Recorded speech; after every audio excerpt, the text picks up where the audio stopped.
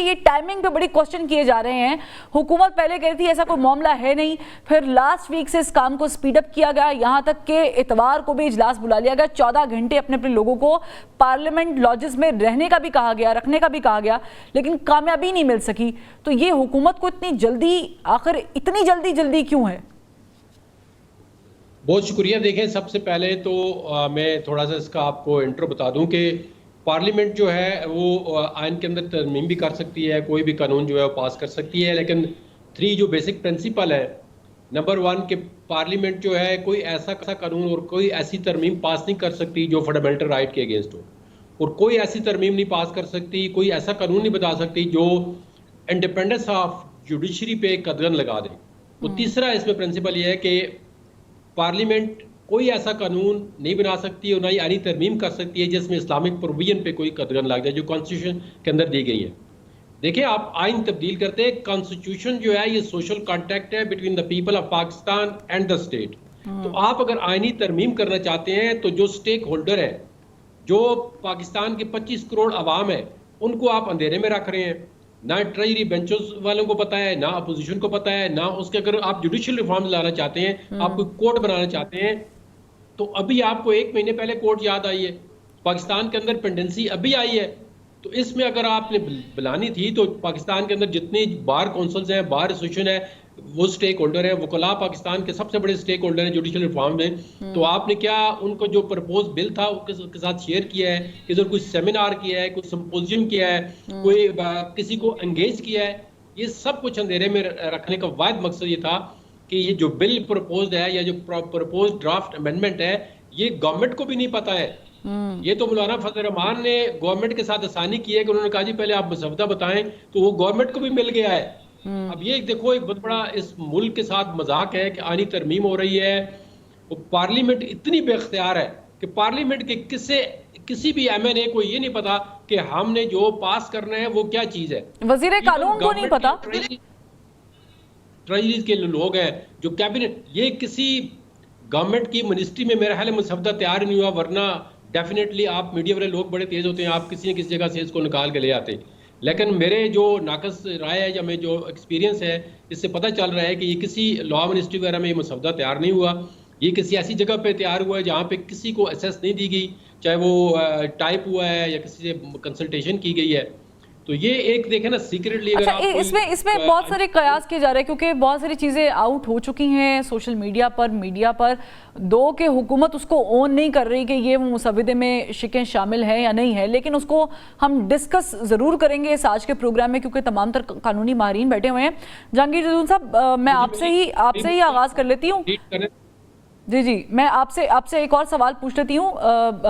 مجھے بتائیے گا کہ یہ جو آئینی عدالت کا قیام ہے, پہلے تو اسے ایکسپلین کر دیں دیکھنے اور سننے والوں کے لیے, اور اس کی کیا ضرورت بھی ہے, کیونکہ سپریم کورٹ پاکستان میں موجود ہے اور سب سے اعلیٰ اور بڑی عدالت کہلاتی ہے.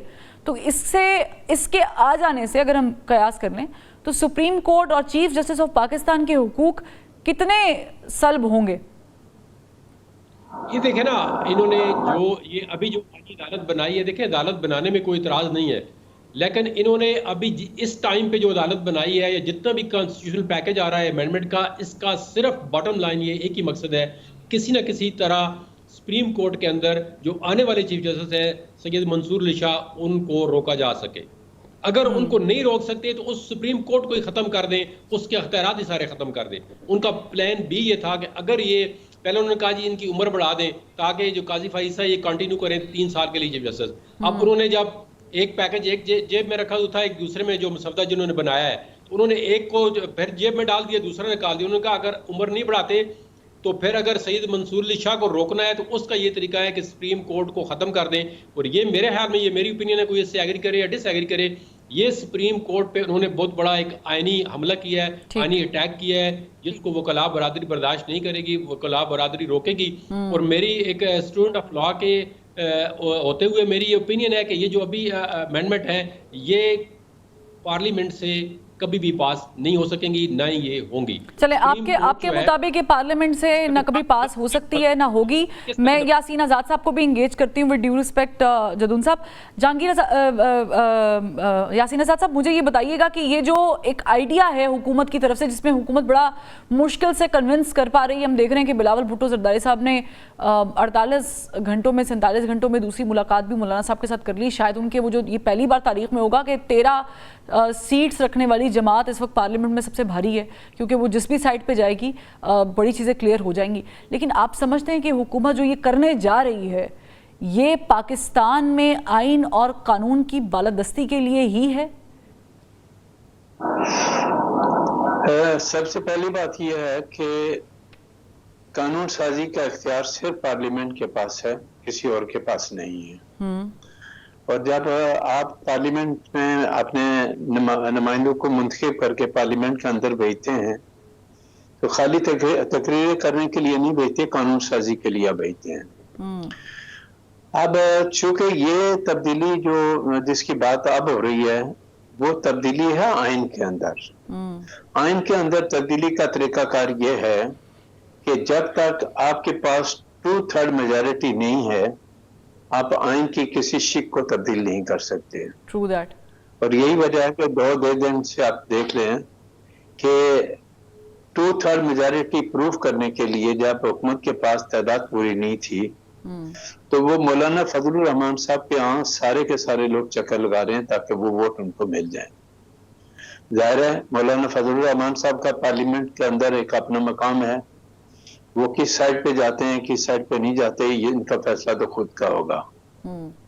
लेकिन अगर हुकूमत ने 224 आदमी कौमी असम्बली के अंदर और 68 के लगभग अगर सेनेट के अंदर पूरे कर लिए, इसका मतलब है कि 2/3 की जो रिक्वायरमेंट है में आ गई, वो हुकूमत का असल हो जाएगी। अब 2/3 मेजॉरिटी अगर उनको मिल लेती है, तो जो आइन में अमेंडमेंट कर रहे हैं वो उसको अमेंडमेंट करने का मजाज है। तरीकाकार पे इख्तिलाफ मेरा और आपका हो सकता है कि जो प्रोसीजर हमारी हुकूमत ने अडॉप्ट किया है, वो उससे बेहतर तरीका यही था कि आप जो प्रोपोज अमेंडमेंट लेके आए थे उसको पब्लिकली पहले स्टेक होल्डर की तरफ ले जाते, वकला बरादरी से भी मशवरा कर लेते और दूसरे लोगों को भी एतमाद में ले लेते, तो कोई बुरी बात नहीं थी, अच्छी बात। अब हमें जज्बाती अंदाज में फैसला नहीं करना पड़ेगा, हमें सोच समझ के फैसला करना पड़ेगा।